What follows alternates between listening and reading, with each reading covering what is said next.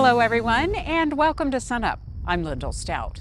We begin today with some changes that are coming to the USDA's Animal Disease Traceability Program.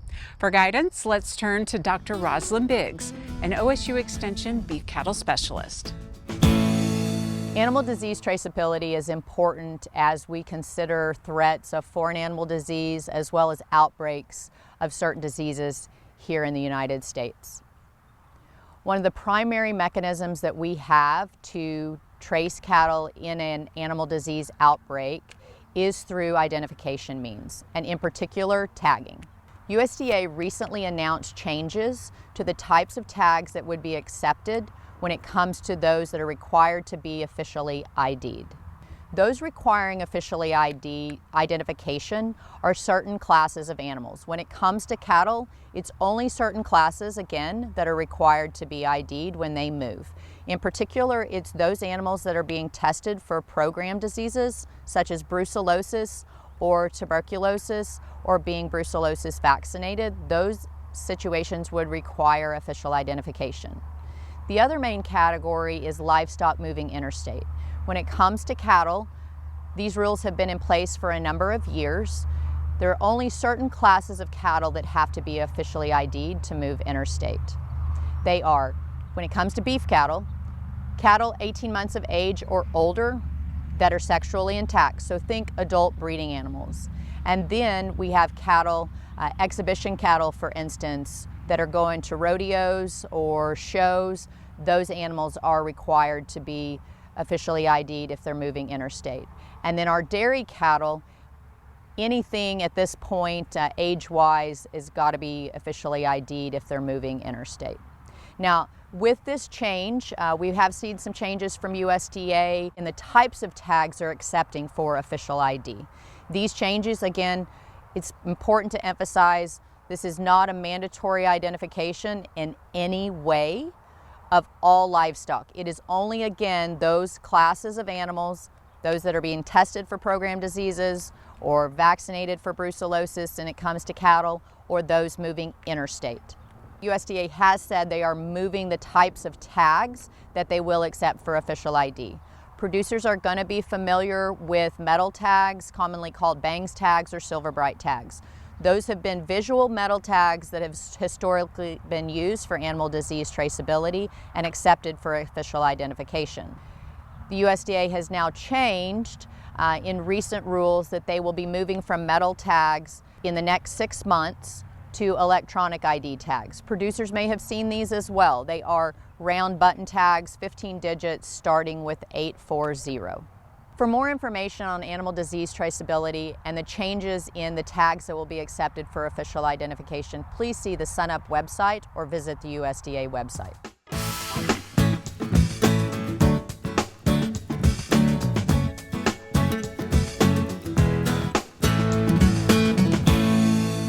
Hi, Wes Lee, and welcome to the Mesonet Weather Report.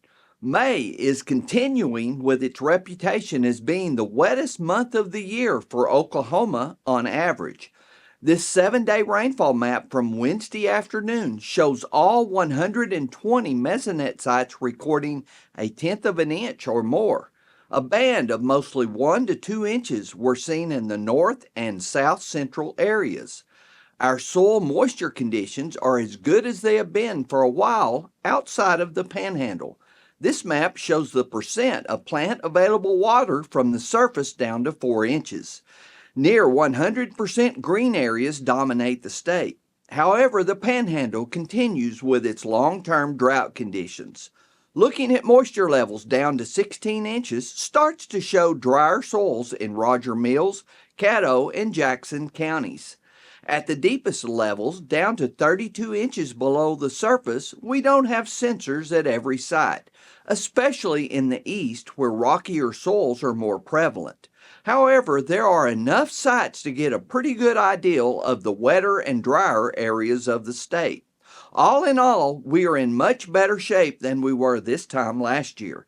Let's hope the moisture continues to arrive as we move into the summer months. Gary's up next with the latest drought map showing some improvements. Thanks, Wes, and good morning, everyone. Well, we continue to get good rains across the state. Some have more than others, of course. That's normal for Oklahoma. However, we have improved the drought monitor map considerably. Let's get right to it. Well, take a look at this map. All we have left is some severe drought up in far northwest Oklahoma, a little bit of moderate drought surrounding that, and then some areas of abnormally dry conditions in the yellow. Generally areas that are either stuck in that condition or they're getting better out of drought. So generally, as I said, a pretty good map for Oklahoma.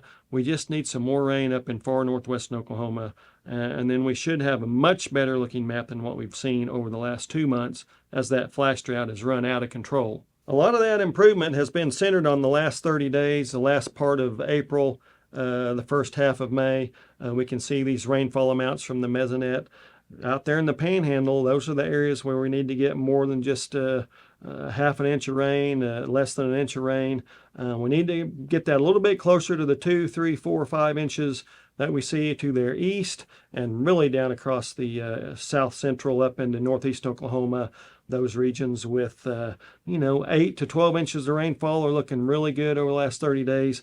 And even north central Oklahoma, where that drought's been so bad for so long, they've had 5 to as much as 10 inches of rainfall. So looking really good across those parts of the state. But when you take a look at the percent of normal rainfall over that 30-day period, then it becomes a little bit more clear. We have the Panhandle, generally less than 50%, in some cases less than 25%, a little bit down across far southwest Oklahoma, up in northwest Oklahoma. And then there's a little bit of an area over there just to the west of central Oklahoma that continues to miss the good rains. A lot of this could be alleviated with just one good rainfall. Finally, let's take a look at the relative greenness map from the Oklahoma Mesonet's OK Fire program. We can see a pretty good green up across most of the state. We still have those areas, though, that are waiting on the good rains across the northwest Oklahoma corner and the Panhandle, and also down across the far southwest Oklahoma.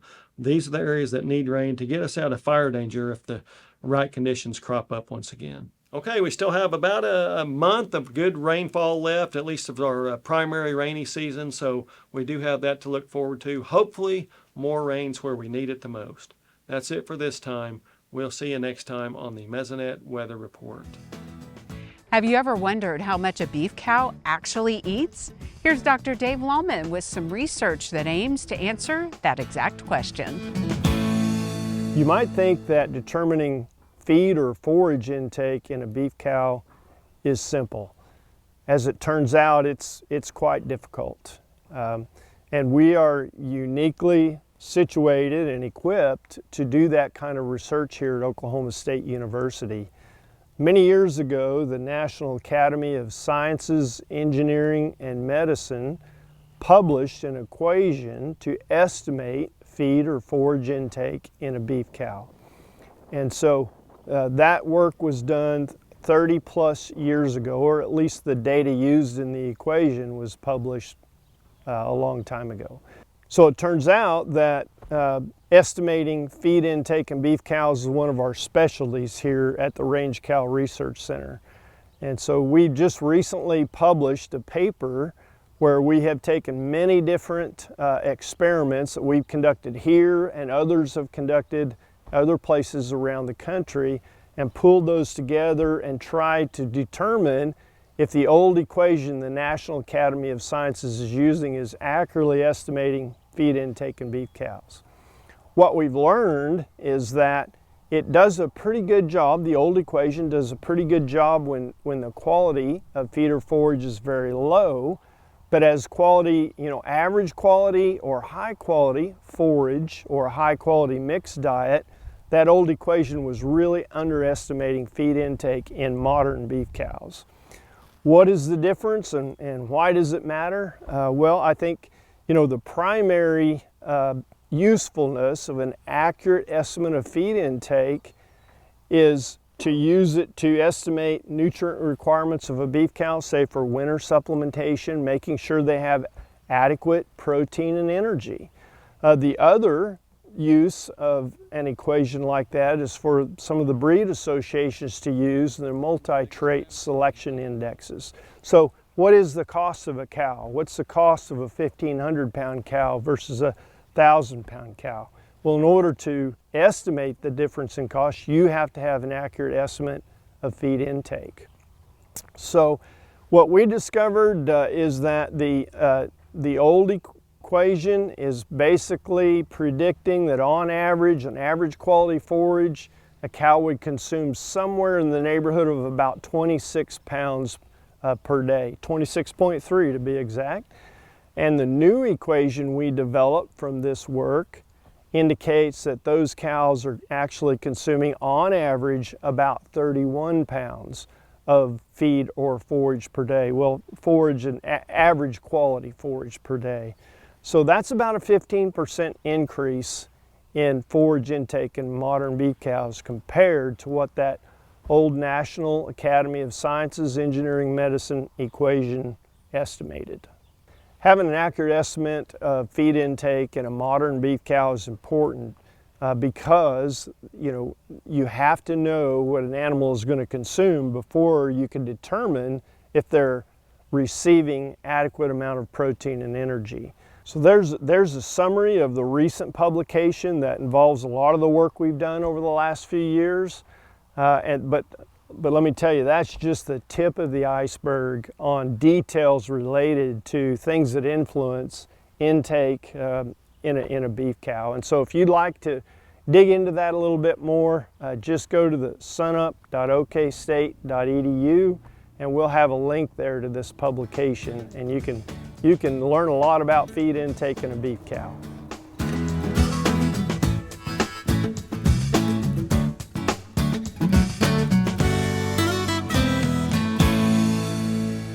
Good morning, Oklahoma, and welcome to Cow-Calf Corner. This week's topic is what are the economically relevant traits in your operation, and a little bit about the Blueprint for the Future Part 2 conference. So we've talked about this over the years on Cow-Calf Corner. As you take a look at your own production system and think about inputs relative to outputs, and specifically your marketing endpoint, have you identified what is the most economically relevant trait or short list of traits in your particular operation? For example, do we think about yearling weight as the most economically important trait if we routinely sell yearlings after we've weaned calves and maybe run those calves on cool season grass? Or do we look at that as yearling weight produced per acre that it took to run those cows that produced those calves? If we retain ownership through finishing, do we think of carcass weight or potentially quality grade, or do we look at that as pounds of beef carcass per acre that we had in production of those cows that actually produced the calves? These are topics that'll come up in the Blueprint for the Future conference.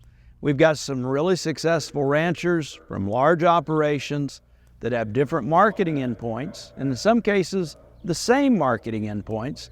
And whether they run cattle in Nebraska, Texas, or Arkansas, it gets interesting to hear them define the most economically important traits relative to their production system.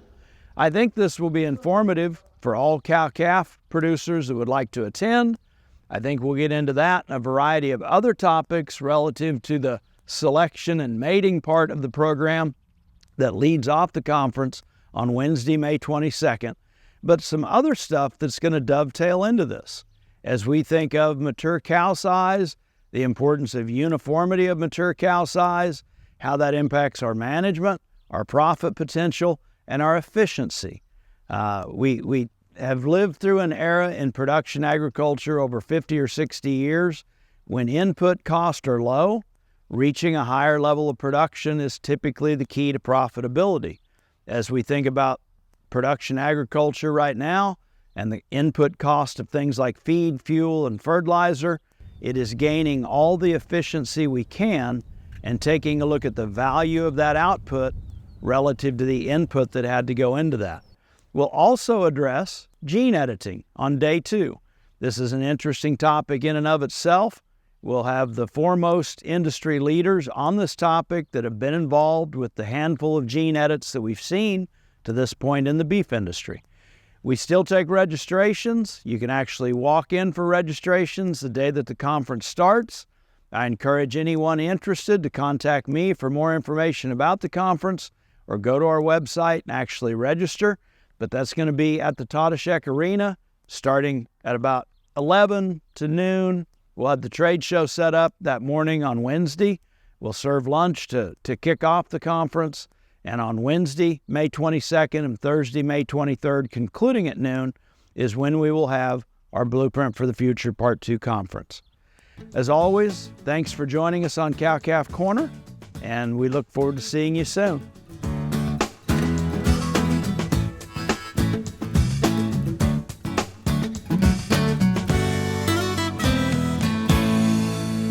Dr. Kim Anderson, our crop marketing specialist, is here now. Kim, any changes in the markets this week? Markets just continue to go up, except for soybeans, that is, and cotton. But you look at wheat, they're up to $6.60 for harvest delivered wheat at Pond Creek. We started down, if you go back to March, it's at $5. We got up to just below $5.50, and then we've added over $1 to that market. And also, that average price for the harvest period is $5.80. So we're 80 cents above average right now for wheat. You look at corn, it's up to $4.75. The harvest average price for corn is $4.80, so we're almost at that. Corn just keeps working its way up. Wheat just popped up. Corn's working its way up. Soybeans, we had a little rally in beans, 10.75 up to 11.50. It's backing off. The beans aren't moving as powerful, let's put it that way, as wheat and corn. And cotton, it's just kind of stable at the lower levels that we've seen. The May WASDE report was released last week, so that's looking at supply and demand estimates. What were you able to glean from that report? Well, there wasn't any surprises in the report. You look at the pre-release estimates, they were right on. I think what you got to look at is for world, it's record wheat production. You look at the world for corn, record corn production, our almost record corn production. On soybeans, record production, cotton, just an average there, but you had relatively high production, but their prices aren't reacting to that. And the number to look at is that stocks-to-use ratio. Wheat for the U.S. is 41% average, 40% projected. You look at wheat in the world, 34% average, and a 32% average, 34% projected. You'd expect 580 wheat, we got 660. You look at corn, the stocks-to-use ratio, the average is 12, it's 14% for the U.S. You look at the world corn, it's projected to be 28, it's going and 26 average, so above average corn, but that corn price is up near average. Soybeans, 7.5% average, 10% projected. You'd expect your soybean prices to be below 1080. It's still up in the 1150 range. And cotton, 23% average, projected 25. So you expect cotton prices to be in the mid-70s, and that's where it is. Let's talk now about how producers should sell their wheat now that we have some of this new information in. Well, we got wheat prices at $6.60, the average 580, above average stocks-to-use ratios. You might want to take advantage of some of that, but the normal way and the way that I think that producers should sell their wheat is to stagger it in the market from June all the way through August. The average price is 580. If you're looking at the range of prices, if you've got 660 for the average harvest price, that'd give you a range. Normally you have plus or minus 80 cents, 580 to 740. Now, I personally think wheat prices will be lower than they are right now. I've been wrong before, and I can be wrong again, but I'm going to stick my neck out. I want to call for about $6 for a harvest average, and that'll give you a range from 520 to 680. Or if you look at, the biggest 3-month move was around $3.50, and that gets you a range of prices, 450 to 750, and I think I can make that one. Well, that's good. We want you to be able to look in the mirror after all, right? You bet. Okay, Kim, thanks a lot.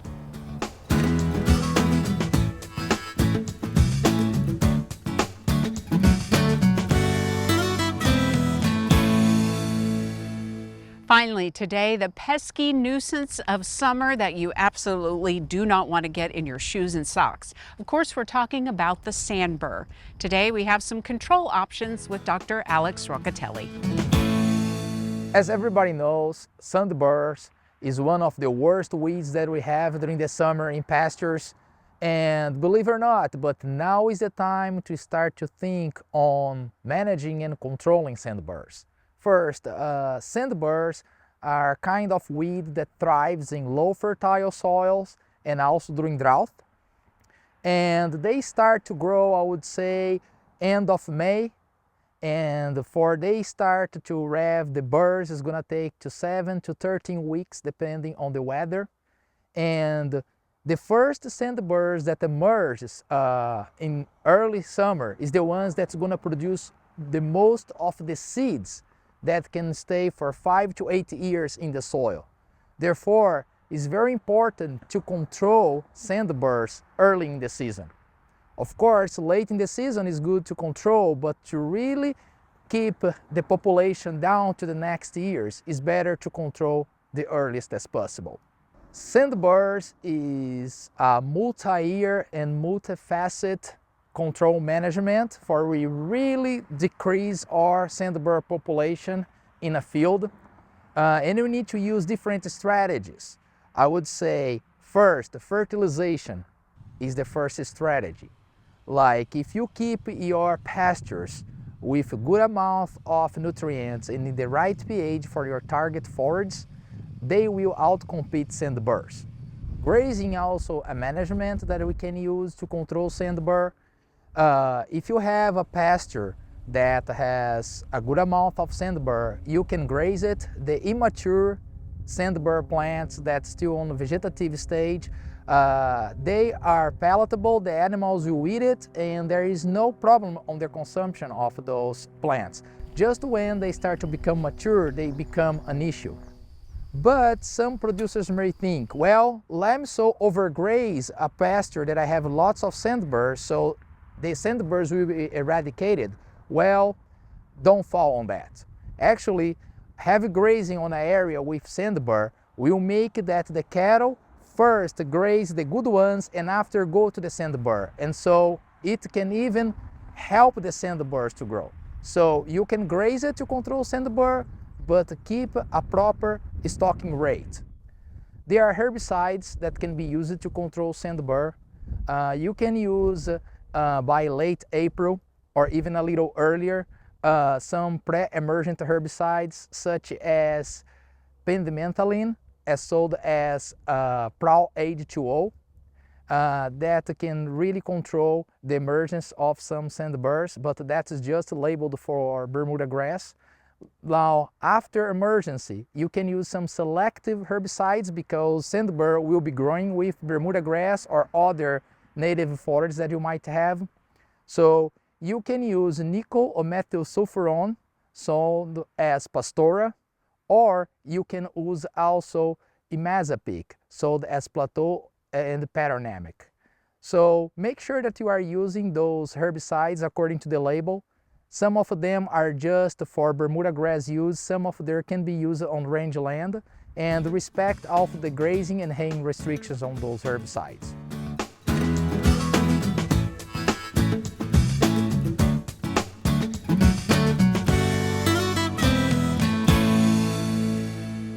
Standing in front of poison hemlock. Poison hemlock is one of the most toxic plants we have here in Oklahoma and is spread across the state. The only counties you might not find this plant is in the Panhandle. It's toxic to many livestock species, but more importantly, it's also really toxic to humans. Even by just touching this plant, you can become really, really sick. So this is a plant that you don't want to touch and you definitely do not want to eat. For livestock and wildlife that consume this plant, they can sometimes die within 20 minutes. And it doesn't take very much. Less than 500 grams of this plant can actually kill an animal. You might see this plant growing in your flower beds. It might be growing in wooded areas or in the edge of your property. You really need to be very, very careful when around this plant. This plant has white flowers and they're kind of umbrella shaped. The leaves kind of look like a fern and they have deep, deep lobing. You can tell this plant apart from some of the other white flowering plants that grow at this time of the year because of its really, really tall height. This plant will grow 6 to 10 feet tall, as you can see behind me. So another important characteristic that you can look for to help identify poison hemlock is the red spotting that you'll find on the stem. This plant gets really, really large and the stems are big, And they have all these little red dots along them, and you can see these really, really well, especially earlier in the season when the stems are really green. So that can help you to identify it, and is different from many of the other white flowering plants that we have. To manage this plant, you really don't want to do anything where you're touching it. And even if you do spray it with herbicide, herbicides can increase the palatability of this plant. So if it's in a pasture where livestock are grazing, that might not be the best option unless you can keep the livestock out for a length of time after you've sprayed it. In addition, the stalks remain toxic for up to 3 years. So you really want to try to make sure that you remove any of the above ground growth after you've done any kind of herbicide treatment. One option for controlling this plant is after you've done a herbicide spray, is to do a prescribed burn in that pasture to try to remove all of the above ground material so you won't have any animals that potentially graze it. Another thing that you can consider is not using heavy stocking rates and not using rotational grazing systems that have high stock densities where animals are forced to consume plants that they don't want to eat. These can help to limit the chances of your livestock eating this plant accidentally. You know, when we think about problem plants in our yards and in our pasture, we think about plants that might give us a rash like poison ivy or bull nettle. But when we talk about plants like this can actually kill you. And even just by touching it, it can really make you sick. If you have questions about a plant that you think might be poison hemlock, take pictures of it and take it to your county extension office so they can help you to identify it. That'll do it for our show this week. A reminder, you can see us anytime on our website and also follow us on YouTube and social media. I'm Lyndall Stout. Have a great week, everyone, and remember, Oklahoma agriculture starts at sunup.